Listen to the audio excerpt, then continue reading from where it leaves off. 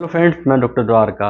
दोस्तों, क्या आप जानते हैं कि यदि आप दिन भर में 90% टाइम अगर दुख महसूस करते हैं तो ये सामान्य स्थिति नहीं है।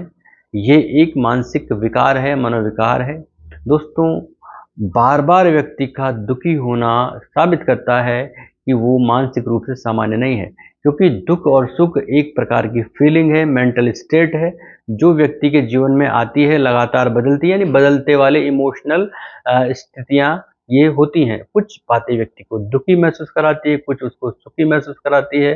तो बार-बार दुखी अगर व्यक्ति हो रहा है, क्योंकि ये बदलने वाली स्थिति है, लेकिन एक व्यक्ति बार-बार ही दुखी हो रहा है, तो ये एक मेंटल स्टेट है, जो कि मानसिक रूप से विकार है, समस्या है। आपने बहुत बार महसूस किया होगा कि बहुत कम या 0% लोग ऐसे होंगे, या 1-2% अगर आपकी लाइफ में, आई थिंक, मुझे नहीं लगता कि आए होंगे, जो आपको ये कह दें कि आज पूरे दिन मैं बहुत खुश रहा, 1% दुख मुझे महसूस नहीं हुआ। ऐसा कोई व्यक्ति आपको नहीं मिलेगा।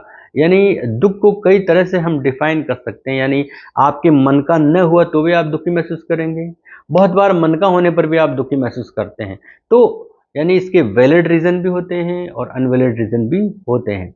तो दुःख के कारण क्या हो सकते हैं, ये हम आज बात करेंगे। इसके बहुत सारे कारण हैं।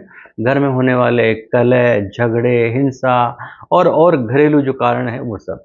नंबर 2 पर, अगर आप स्कूल में हैं, कॉलेज में हैं, ऑफ़िस में हैं और आपका किसी से विवाद है, बॉस नाराज़ है, डाँट रहा है, तो ये भी एक दुःख का कारण बन जाता है। नंबर 3, कोई ख़ास रिश्तेदार या कोई ख़ास मित्र जो है, वो भी आपके दुःख का कारण बन जाता है। एंड नंबर 4, आपकी बीमारी है और बीमारी के माहौल में आप लगातार रहते हैं, तो वो आपको लगातार दुखी महसूस कराती है। नंबर 5, सकारात्मक रवैये पर नका परिणाम जो है नकारा आप सकारात्मक रवैया रख रहे हैं, आप पास होने की उम्मीद रख रहे हैं, लेकिन आपके जो परिणाम वो नकारात्मक आ रहे हैं। यानी आप नौकरी की लगने की उम्मीद कर रहे हैं, लेकिन आपकी इंटरव्यू खराब हो रही है, तो वो फिर एक दुखी रहने का कारण बन जाता है। नंबर 6, शरीर में होने वाले ऐसे चेंजेस जो केमिकली चेंजेस होते हैं, जो आपके हार्मोनल चेंजेस होते हैं, वो भी आपके दुख का कारण बनते हैं। जब सेरोटोनिन बनता है, व्यक्ति को अच्छा लगने लगता है। तो दुख का कारण कुछ भी हो सकता है।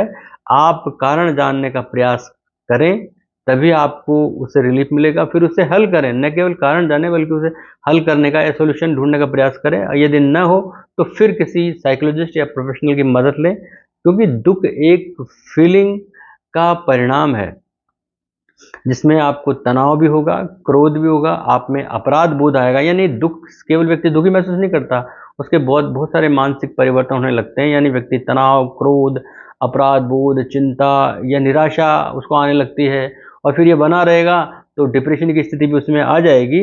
तो व्यक्ति स्वयं को असहज महसूस करेगा, मानसिक रूप से बीमार होगा, अपने जीवन में बहुत सारे कार्यों से पीछे छूटने लगेगा। तो ये एक स्थिति है, तो आपको प्रोफेशनल की हेल्प लेनी चाहिए। कुछ खास बात यह है कि सभी को कभी न कभी दुःख ज़रूर होता है, चाहे वो बहुत आम आदमी हो, बहुत ही पैसे वाला ही क्यों ना हो। तो आप दुःख को मैनेज करना सीखें। दुःख को जीवन में मैनेज करना बहुत ज़रूरी है, और दुःख किसी के भी जीवन में आ सकता है, इसलिए आप दुःख को मैनेज करें और बार-बार दुखी होने से बचें, क्योंकि ये एक असामान्य मानसिक स्थिति है। और यदि आप बहुत प्रयासों के बाद में नहीं हो रहे हैं, तो आपको फिर किसी भी प्रोफेशनल साइकोलॉजिस्ट की हेल्प ज़रूर लेनी चाहिए, ताकि आप ठीक हो जाएँ और आप अपने जीवन को यथापूर्वक सही ढंग से जीने लगें। धन्यवाद, नमस्कार।